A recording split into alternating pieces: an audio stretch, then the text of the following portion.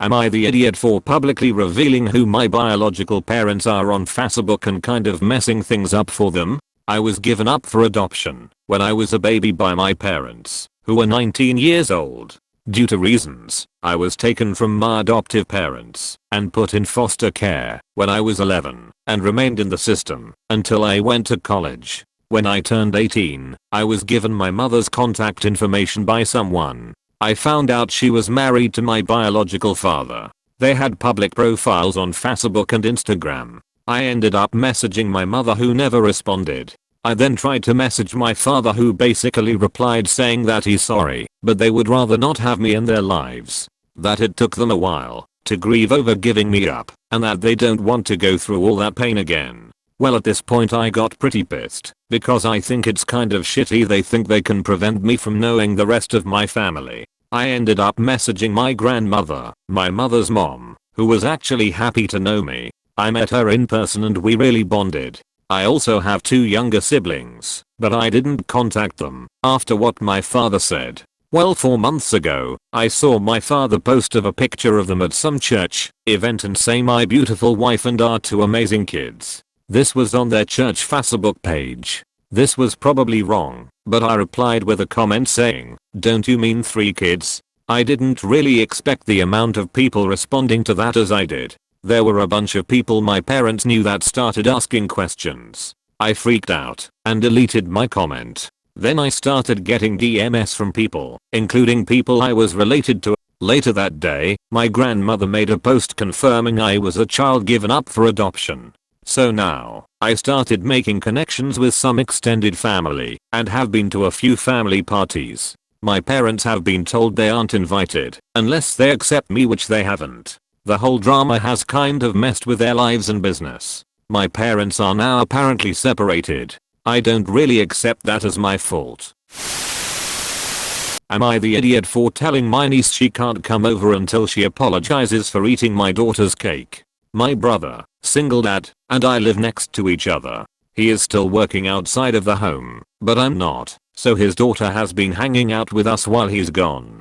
She is 13, so she can be home alone, but obviously a 13-year home alone for 40+ hours a week isn't the best idea. Anyway, I have a 5-year-old that recently got an easy bake oven that we struggled to use. She made a few desserts that didn't turn out. We only had 1 packet of cake mix left, and 13-year niece offered to help 5-year make it. Suddenly I have a crying 5-year on my hands because she and niece were able to make the cake, and niece ate the whole thing. 5-year didn't get a single bite, and now we have no more mixes left. I thought it was very rude, so I sent niece home for the day and told her she could come back tomorrow if she apologizes to 5-year. She gave a half-assed apology, but defended her actions by saying she made it, so she get her to eat it and went home. Today she came back over, and I told her that I wanted a real apology and for her to realize what she did was mean. She got huffy and went back home. I get a text from my brother asking why niece is home crying, saying I banned her from ever coming back over. I explained the situation and he responded, "OMG, this is so petty. Why are you manufacturing drama between kids?" Am I the idiot for blocking my mother for installing hidden cameras in my car out of concern? Last year my brother borrowed my car for something, but I have now found out it was so he could install hidden cameras in it per my mum's request, so she could spy on me under the guise of checking up on me. I've been in a mild car accident, so that's her reasoning. Motherly concern and all. I was not informed, obviously. Me and my partner went on a drive 2 days ago, pulled up to watch the stars as a date and cuddle/kiss, or whatever, and my mother started blowing up my phone, and the family GC, almost immediately, turned off my phone, because she does this a lot, ignored her until I got home, called her back, and she blew up on me crying, saying she didn't expect me to do such lewd things. Why am I doing all this before marriage? I should just marry my partner if I insist on doing this to her. I was understandably ducking confused and started crying with her. For the sake of keeping this short, eventually she realized she fucked up by making a scene and had to admit about the cameras. She said she happened to be looking and that she saw/heard us doing bad things, and this isn't why she allowed me to be gay and be. My partner is a man. She's done weird invasive stuff like this all my life. For instance, moved 5 blocks away from my current house in a different city after I finally moved away to be with my partner, but this is the worst, and she's been relatively harmless. Before, so I blew a gasket, blocked her and my brother.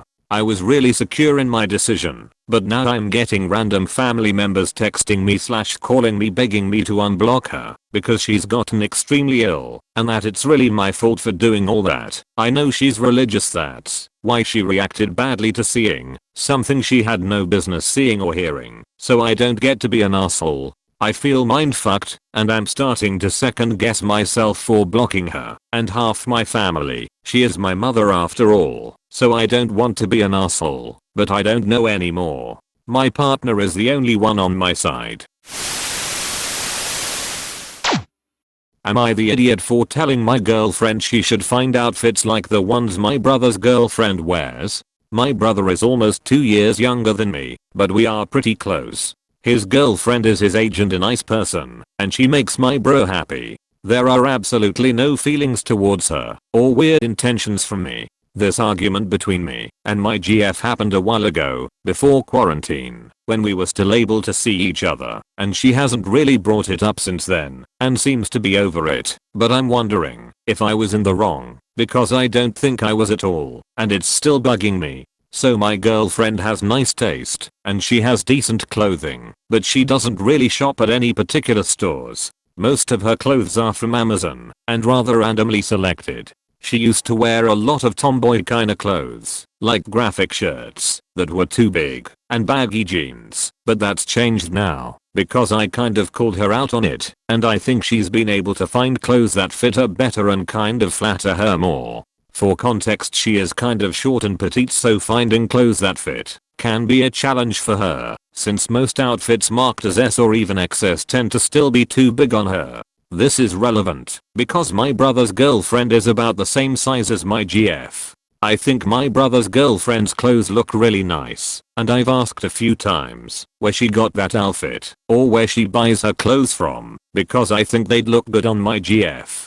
Then I'd say to my GF, hey, you should shop at X store, because that's where my brother's GF gets her clothes. In fact, I'll take you there sometime. I did this maybe a handful of times. One time we were all at my house, and I thought the pants that my brother's GF was wearing looked nice, so I asked where she got them, and she said X store. So I went to the living room, where my GF was, and said basically what I wrote above. This time she got kind of snappy and said, I get it, okay. And I felt like something was wrong, so I asked her if she was upset, and she couldn't really seem to explain why she was annoyed. She just told me that she felt like I didn't like how she dressed. I tried to explain that I didn't feel that way at all, but it didn't seem like she was buying it. Was I an idiot? My friends seem pretty divided on the issue. Am I the idiot for letting my nephew call me mom? A while back, my brother married a woman who had an 11-year-old son named Billy. A year later, my sister-in-law gave birth to a little girl. 2 years later, she gave birth to a boy. Billy, who was 14 by this time, was treated like an outsider. My sister-in-law and brother saw him as a burden who spoiled their picture-perfect family. If you ask my sister-in-law how many kids she had, she would say 2. Billy started acting out. He got involved with a bad group of kids and started getting into trouble. He started failing all of his classes. He eventually got into drugs and was suspended from school. My brother and sister-in-law were fed up with him. I asked my brother if Billy could spend the summer with me and my husband. We have a hobby farm, and I thought maybe getting away from his life for a while could help him some. Well, they were more than happy to get rid of him. My sister-in-law's words. It was kind of rough the first few weeks. He had a lot of anger issues, but my husband kept his hands and mind busy doing work on the farm, and we both made sure that he knew he was loved and wanted. By August, he was a totally different kid. He wanted to keep living with us, but my sister-in-law insisted that he come home. After 2 months, he went back to his old ways due to his parents' indifference. They ended up sending him back to us, and he lived with us throughout high school. He ended up being an A/B student and kept with a really great group of kids. He got involved in baseball and got a scholarship to a local university. He's 22 now and is in his last year of school. He's engaged to a really great girl. When he was 16 he started calling me mom and he started calling my husband pops. He never really had much to do with his mom and he had nothing to do with my brother. He saw them on holidays when the whole family came over. His mom has tried to have a relationship with him the past few years, but he has avoided her. On Christmas, sister-in-law was over, and for whatever reason, she opened my desk drawer and found a birthday card from Billy, where he said to the best mom ever, "Thanks for loving me and giving me a chance." She was devastated. She ended up texting Billy, confronted him and asked him if she would be presented as mother of the groom at his wedding. He told her that he no longer considered her his mom and wasn't even sure if he wanted her at the wedding at all. My sister-in-law is now insisting that I make it clear to Billy that I'm not his mother and that he is not to refer to me as such. My brother is also very upset with me. Even my parents are pressuring me to do what Sil wants for the sake of peace. Honestly, I consider Billy to be my son. I count him in with all of my children. I feel like telling Billy not to present me as mother of the groom could possibly be misinterpreted as me saying that I don't feel like he's my son and I don't even want to take a chance of that happening. If he decides to present his real mom as mother of the groom, I will 110% support him. So am I the idiot for not respecting my sister-in-law's wishes?